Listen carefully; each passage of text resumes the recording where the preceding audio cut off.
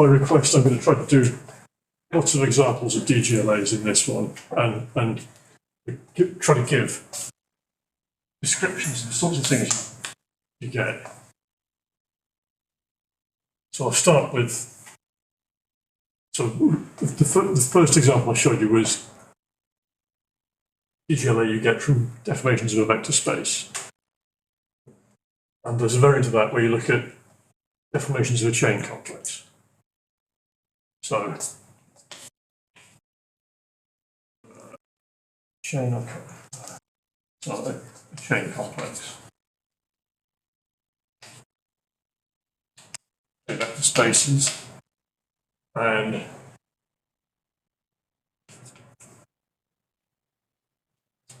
look at the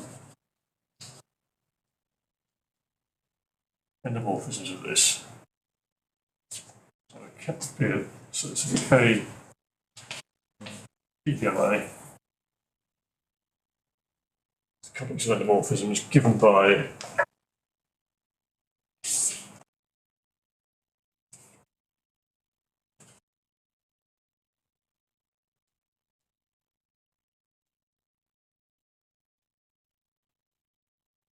so in degree n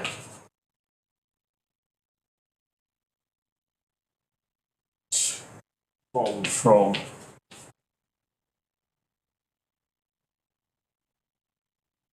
product over all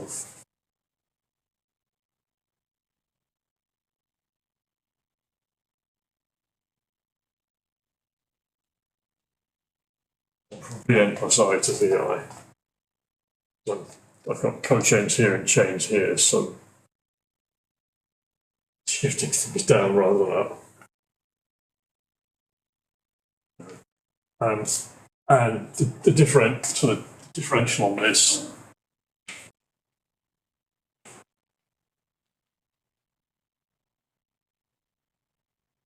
is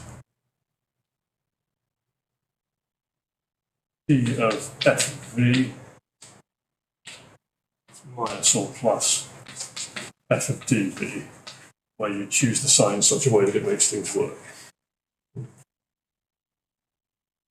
At the beginning of the conference, I was writing those signs that it involves a sign of v as well. Yeah, I'm not writing that one down. It's got to involve the sign of f and the sign of v. And this has a product, so not. Why have I put v twice? It's endomorphisms.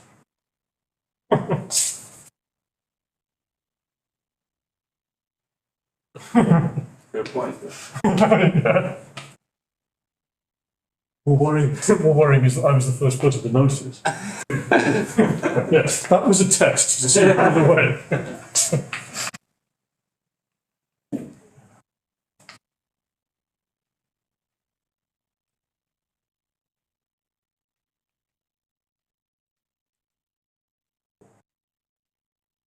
So you've got an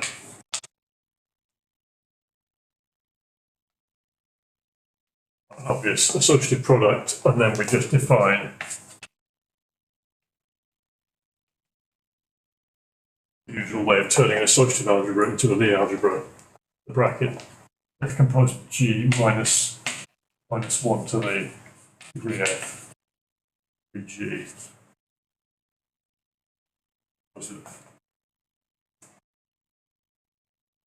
And now, this is an interesting DGLA because, unlike most of the ones we've seen, it has lots of negative terms potentially, depending on how big V is. So if V is just concentrated in 1 degree, this thing just lives in degree 0. But the longer V is, the more positive, so the more negative terms we get. We get positive as well, but it's the negative ones that give us somewhat unfamiliar structures. So now let's look at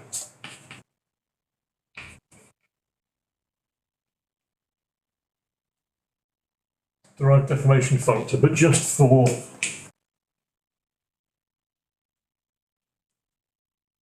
And it's just an Artinian ring.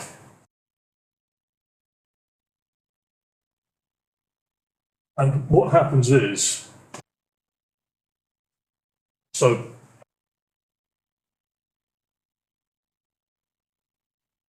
you can see what objects are.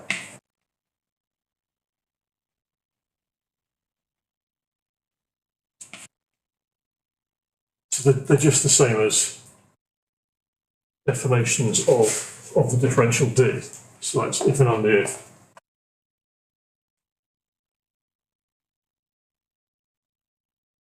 B tensor A together with D plus omega is a chain complex.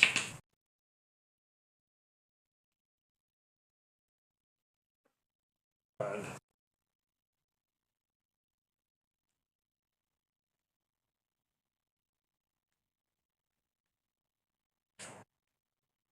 if we look at what we reduce by the maximal ideal, we just get V back again, because reducing by the maximal ideal just kills omega. And so the reason for this is simply that look at D plus omega composed with D plus omega. For a start, no, the omega lives in degree 1 of this, which means it's degree minus 1 in the chains. So this is D composed with D, well that vanishes. D composed with omega plus omega composed with D.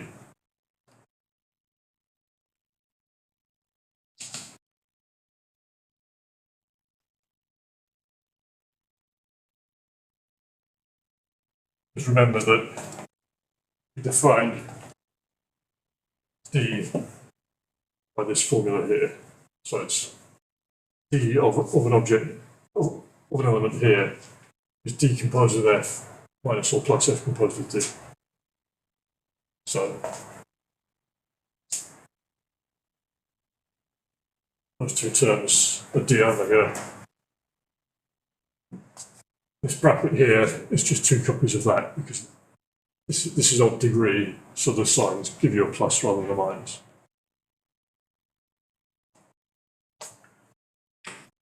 So Maroccato elements are exactly giving you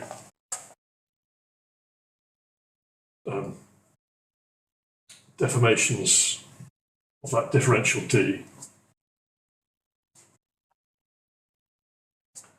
So objects of this are these chain complexes, and then you might wonder what the higher homotopy groups are, and because this is abelian, the higher homotopy groups are actually quite easy to describe. As I'm writing L there, I should say L is this. So, and I'm going to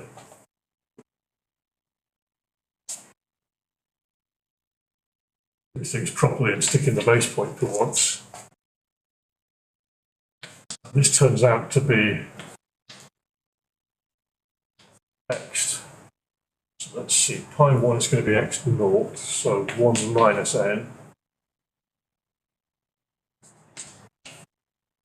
from let's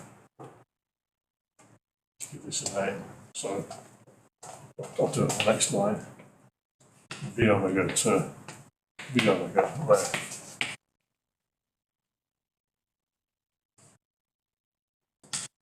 V omega is this deformation.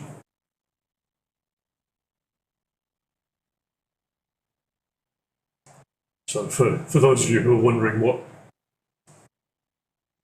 these whole topic groups mean, here's one example where something quite concrete that you've seen before. It's just the negative x groups, and then as you start sticking derived things in, things just the same formula still holds. If we have TG algebras going in there as well.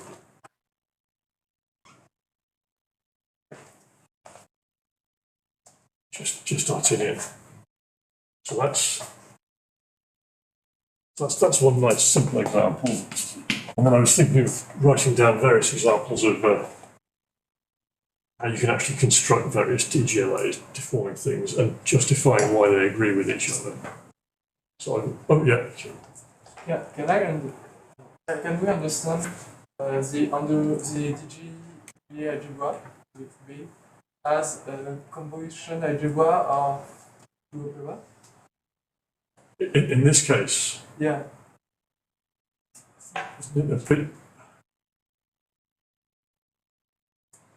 So which operands are you thinking of? I don't really know. Maybe the end of V. I don't know another one that would keep some stuff inside. I don't really know. Doesn't the end of V have higher braces? Yeah. Or something like this, which you don't see here, right? Yeah.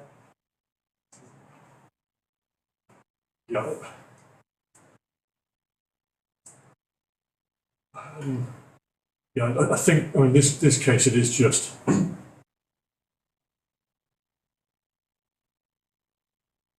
it's hard to see it's not easy to see how reducing this into two non-trivial things because it's already pretty close to trivial. I suppose the way I look at it, but somehow everyone. Maybe with the operator, one unary operation that's equal to 0. Okay, yeah. Oh, I see. Yeah. Okay. So yes, that, which is basically the thing representing Marat-Cartan.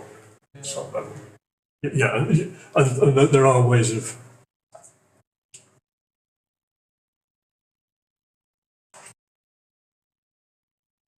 Yeah.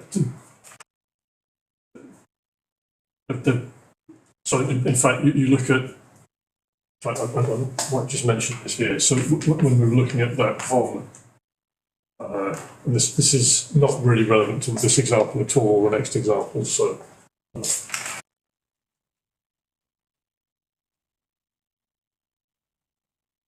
this thing where we had this, which is well, actually, sorry. So we were looking at this, which was MC, whatever it is.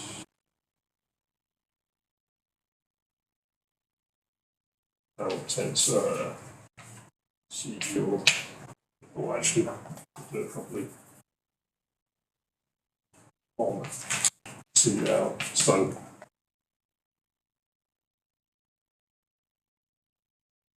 you have a Lie algebra and a coalgebra, a whole from the coalgebra to the Lie algebra, it gives you another Lie algebra.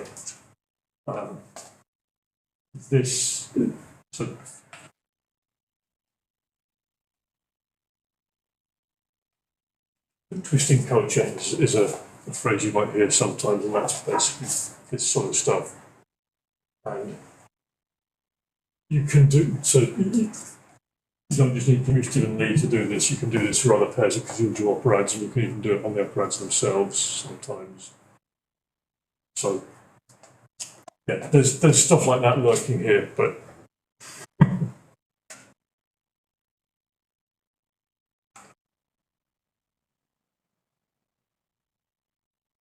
Right, so now,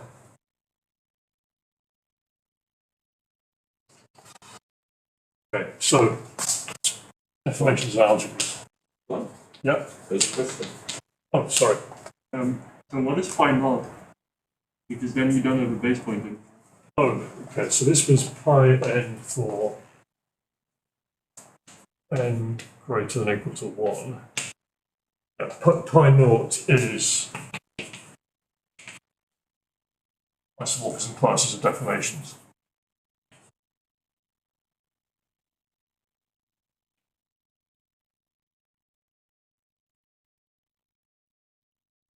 That's just, yeah.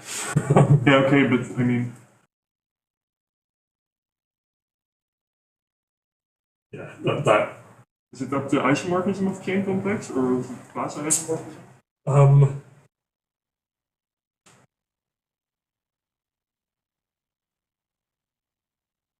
So it's, yeah, isomorphism, because you think of what you get, you think of what your gauge transformations are. You'd have, well, actually, I think isomorphism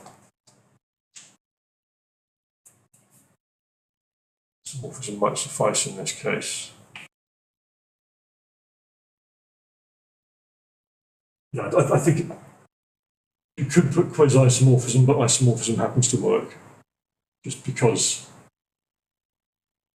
this thing is close to being free, and because it's just infinitesimal. Because you see, these things have to be the identity mod the maximal ideal. Yeah. And that sort of that constrains things a lot. I think.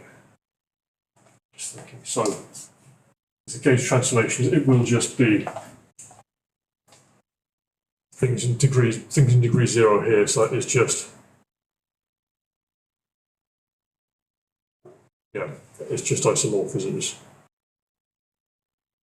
In fact, the point is that any morphism. This is it. We want to look at things which are the identity mod the maximal ideal. Anything with that property is isomorphism. Yes. Yeah. So, in particular, any quasi-isomorphism, which is the identity modular maximal ideal, is already an isomorphism. Yes. Okay. Yeah. So that's why it isn't an issue here. It's because you just deform. Okay, so deformations analysis.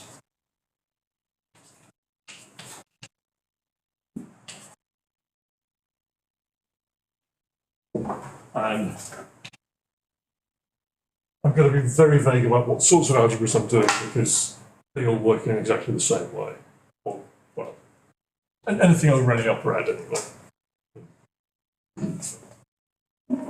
So what you do is, so say you have a K algebra.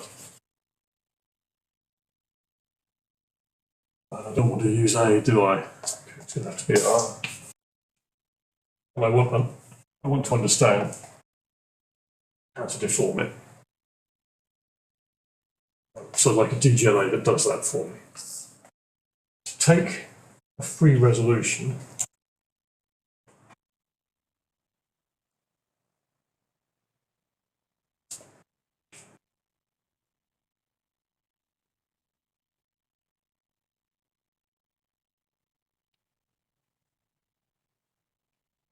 R tilde to R as, so that's the DGK algebra. So it's free as a graded algebra.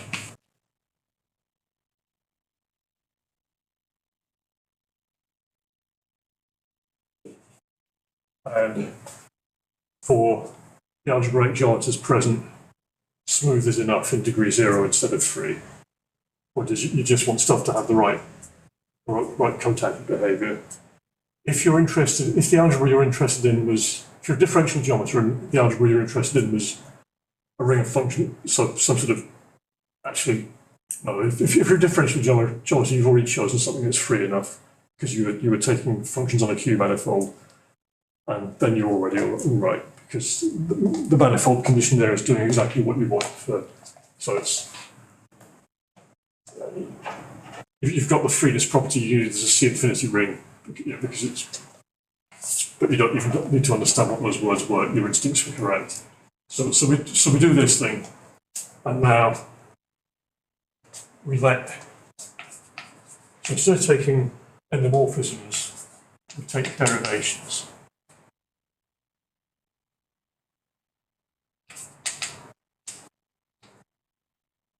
R tilde to itself. And these are graded derivations. So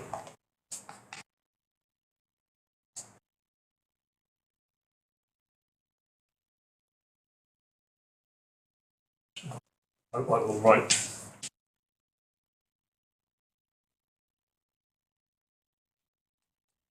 there is going to be one instance where I have to use both arguments, but most of the time Or I just write 1, it's mapping to itself. So in degree n, it's derivations.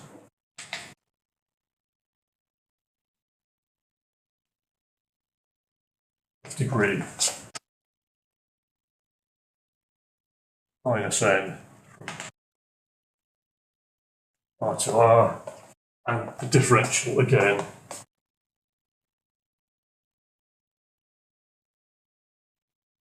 where we say df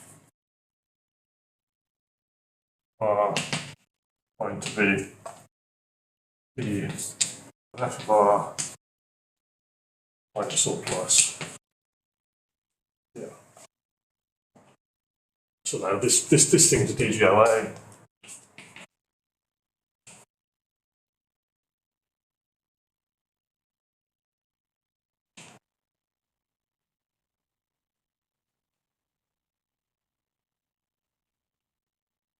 On the top right, it should be our Twiddle, right? Yes, very much so.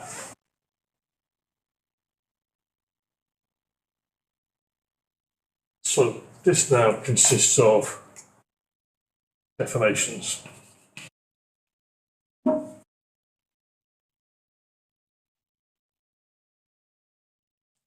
Of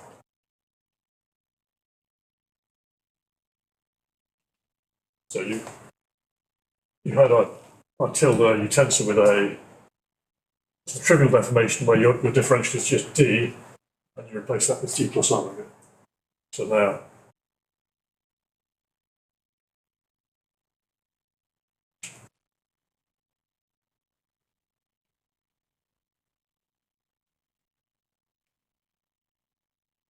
is a DG A algebra.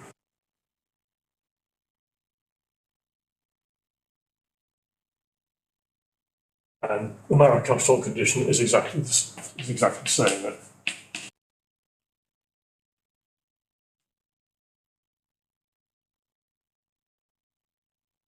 differential square 0. So we've got a DGA algebra forming that, and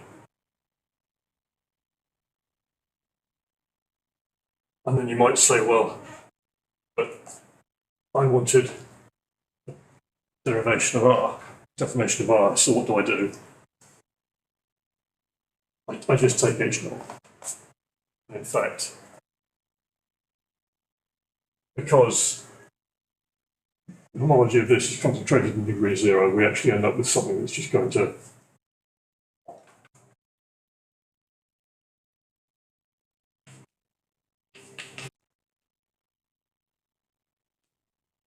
the homology of the deformation is only going to be in degree 0 as well.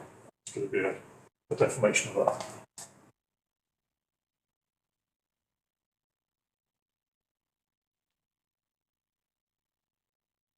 And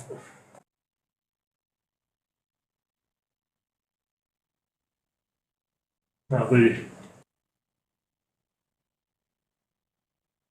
homology of this, so if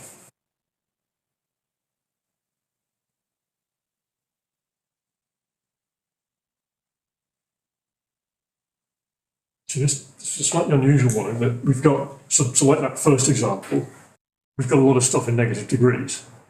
It's DGLA. But let's look at, you see we have the R tilde to R is a quasi-isomorphism.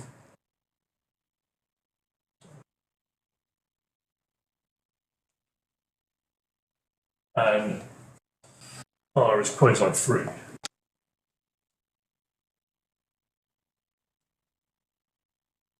And what those two properties imply is the map from, so we're looking at derivations on the whole thing.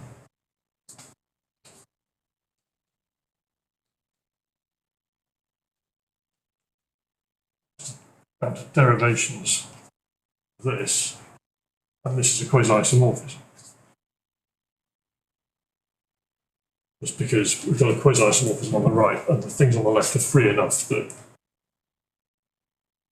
almost out of them behave in the same way that Tom out of something projected is exact. Derivations out of something quasi-free, basically exact. So actually, the cohomology just lives in positive degrees. So, and this, depending on the structure you're looking at, this is whatever your motion of tangent cohomology you're used to. So, in the commutative case, this is one-equivalent cohomology, so Hom out of the cotangent complex. For an associative algebra, this is Hochschild cohomology. Getting rid of the degree 0 thing, actually, so it's shifted Hochschild. If you start with Lie algebra, this would be Lie algebra cohomology, so on. But now, in my head, I think of this as basically being the same as the thing that Severin wrote down for the DG algebra you get for the Hochschild complex. Because, and we have got a consistency problem here, haven't we? In that for associative algebras, we've got, I've just given you a construction, and we had a construction before with the Hochschild complex. And there's the question of whether they're the same or whether they're equivalent. And this was annoying me sufficiently that trying to do it by hand would be a hideous exercise. Just actually write an explicit infinity map between them. So I'm going to give you the zigzag of quasi-isomorphisms just for the sake of it. And it's, so you've got associative algebras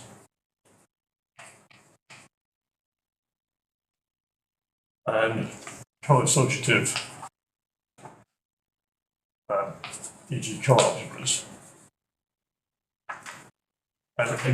And it's exactly the same thing as we had for, so before when we had DG algebras and co-commutative co-algebras, we had this adjunction. It's exactly the same thing for associative and co-associative. Except instead of sim here, we have tensor powers. Instead of Lie here, we have tensor powers. And this is something you can do for any casual pair of operads. So if you're interested in Poisson algebras, Poisson's dual to itself, to Poisson's dual to itself. So now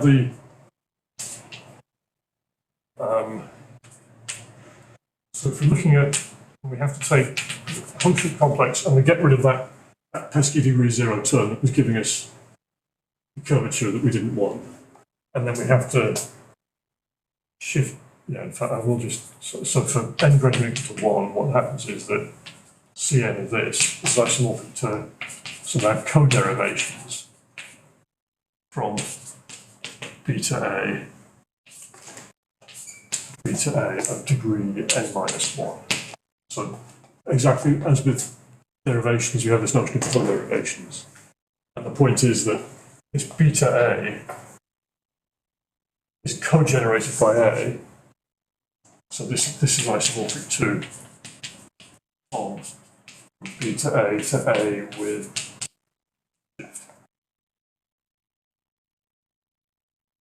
and beta was defined in terms of tensor powers.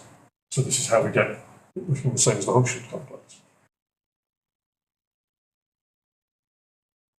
And on these co-derivations here, we can define a bracket exactly as we did for derivations, if I haven't just rubbed it off,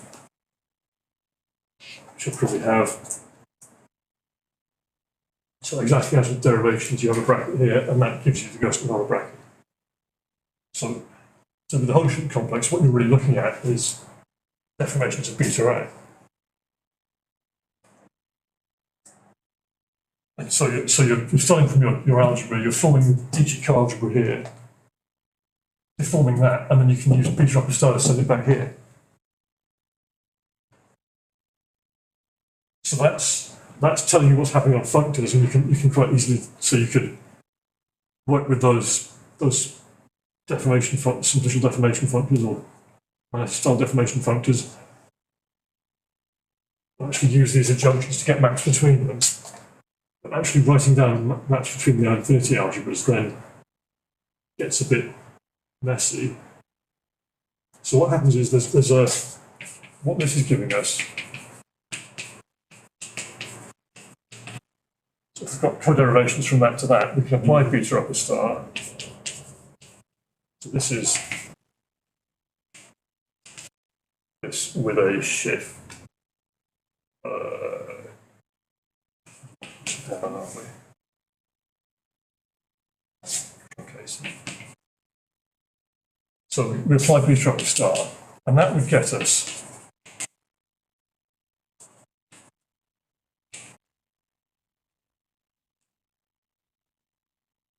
derivations of this thing.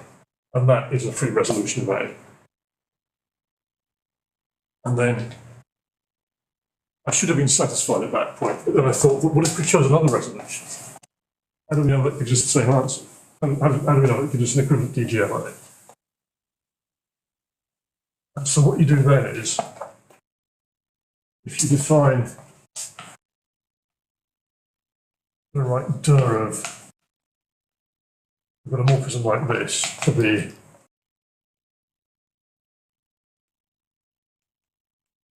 so take a derivation from A to itself, a derivation from B to itself, and you say that they have to, so via F, they have to induce the same. So it's sort of the obvious way of taking a derivation of this diagram to itself, which is a derivation on that, derivation on that, and they have to map that up. And now what we get is, so if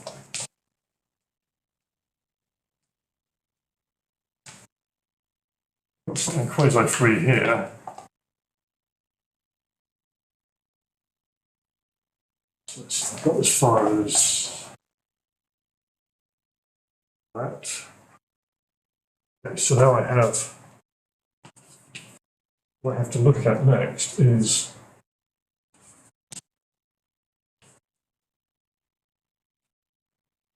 this thing. Well, just by checking cohomology, you can see this was a quasi-isomorphism.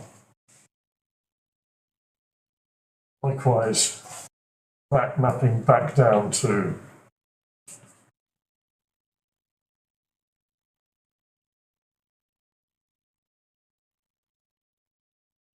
sorry, that shouldn't be A tilde, that should be star beta, beta upper star beta A. So that's a quasi-isomorphism. But we can also map it quasi-isomorphically to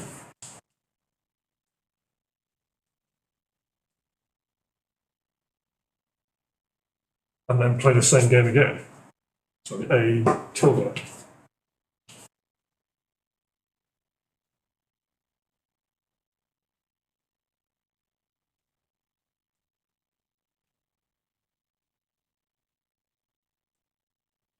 Remember this one and the map from the Hoshin. So that is your chain of quasi-isomorphisms of DGLAs,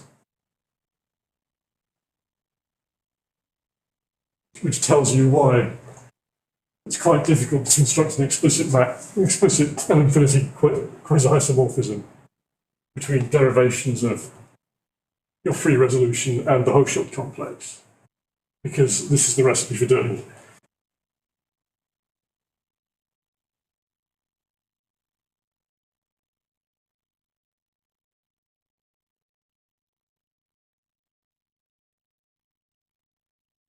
And yeah, I think I do need to, for this to work, this map does have to be surjective.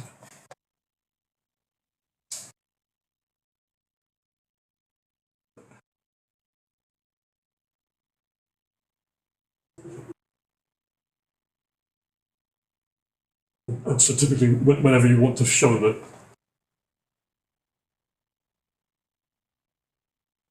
you've got quasi-isomorphism invariance, you always have to end up doing some sort of zigzag.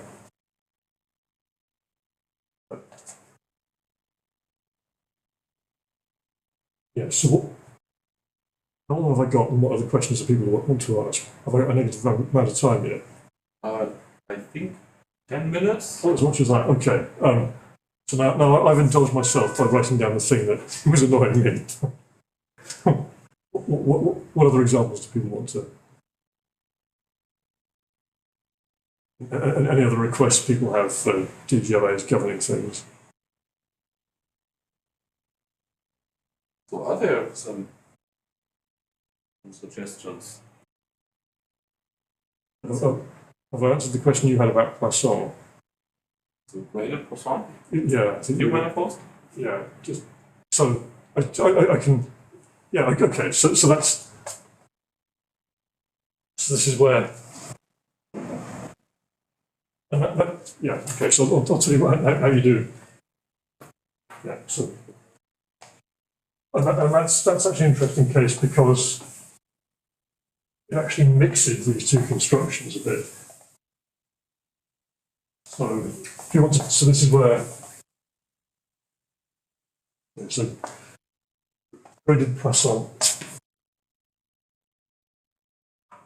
So Poisson Q manifolds.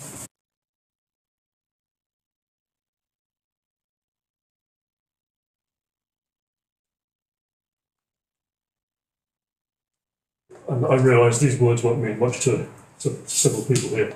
So a Poisson algebra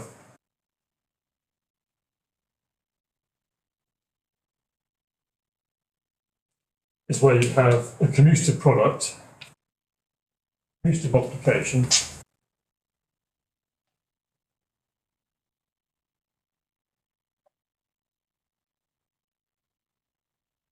and Lie bracket.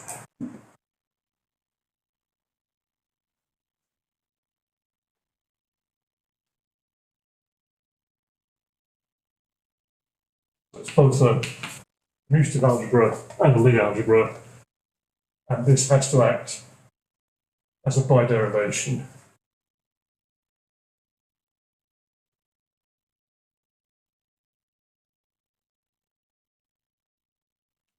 With respect to dot. So in other words,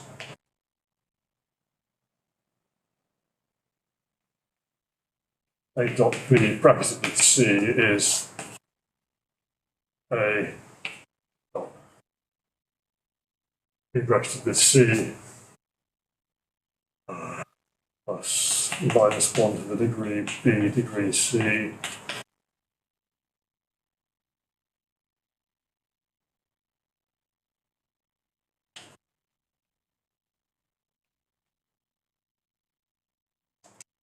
and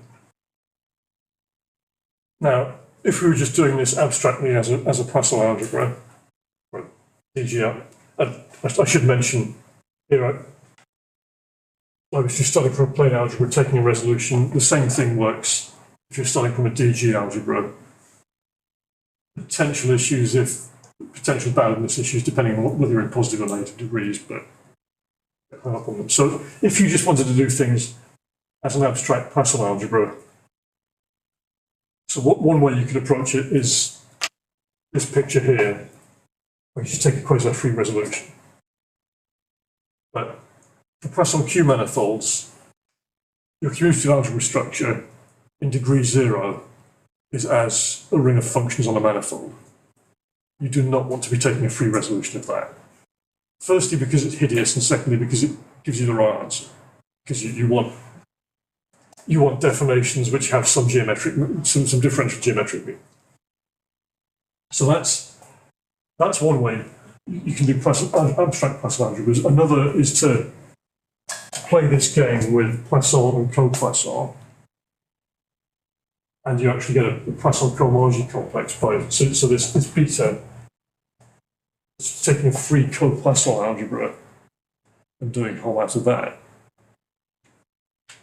But again, in this example here, that gives you all the same problems. But the manifold condition there, though, is saying that things are free enough that you don't have to resolve the commutative bit.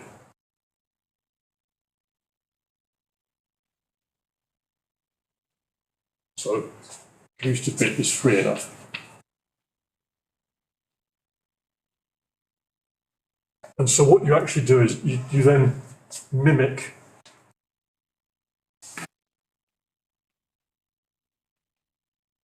the DGLA construction. So what you'd do if you were to mimic the algebra deformations.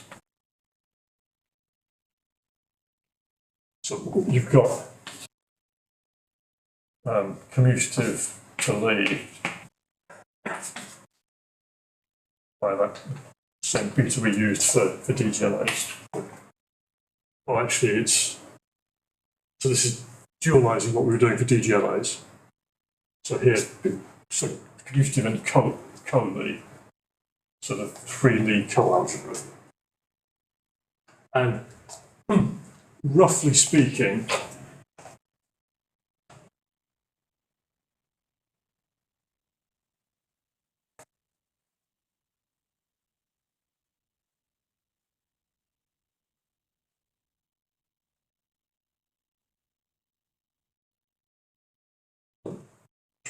look at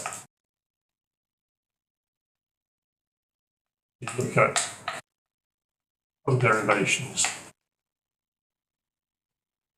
beta A to beta A. So these are Lie co-derivations. That's on from beta A to A with some bracket on it coming from the derivative. This thing is just polyvectors. So you end up with, so you've got I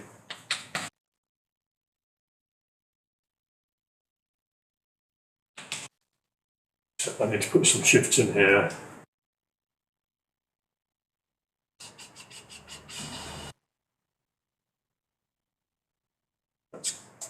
Yeah, I think it's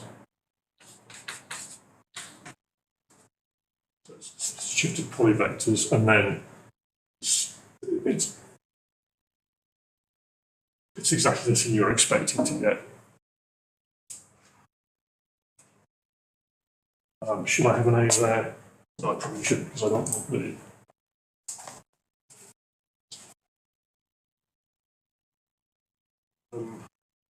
Actually, sorry, maybe that should be 0, that should be -1, and so on. So it's, this, yeah. If you're just starting from something in degree 0, this is what you'd have in degree 1. And it's a bivector. So your DGLA would be this in degree 0, this in degree 1, where you're taking suitable T-infinity derivations, and then the Marikov. So this thing here is your Lie bracket. The Marikov-Tom condition is the Jacobi identity. And the bracket we have on here is But if you have a graded manifold, then like a Marikov element should also have like degree 1, degree. I mean, like yeah. So this is if you're just doing it on a plane manifold. Yes, exactly. If you're doing it in general, yeah, you end up with all sorts of terms here, and then so the structure you get. P infinity, right? Yeah, you get P infinity, i.e. L infinity, where these are multiple derivations.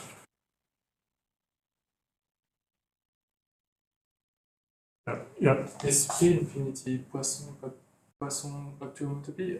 It is so something like commutative and L infinity. It's, let me think. No, but you let alone the commutative product, you don't do up. It's just one part of this. This is an L infinity, but the commutative, exactly. It's not the, and so I think something we call the P hat. Because, whereas the thing I was describing where you do Poisson and co-Poisson, that would be giving you a genuine conformable Poisson. Yeah, in fact, one more thing I will say. So if we go back to this associative example where you have co-derivations of beta A. So this is A associative. That's the same as A infinity derivations of A. And what you're actually doing in this example is, so rather than examples with this flavour, rather than taking a resolution of the algebra, you're taking a resolution of the operand.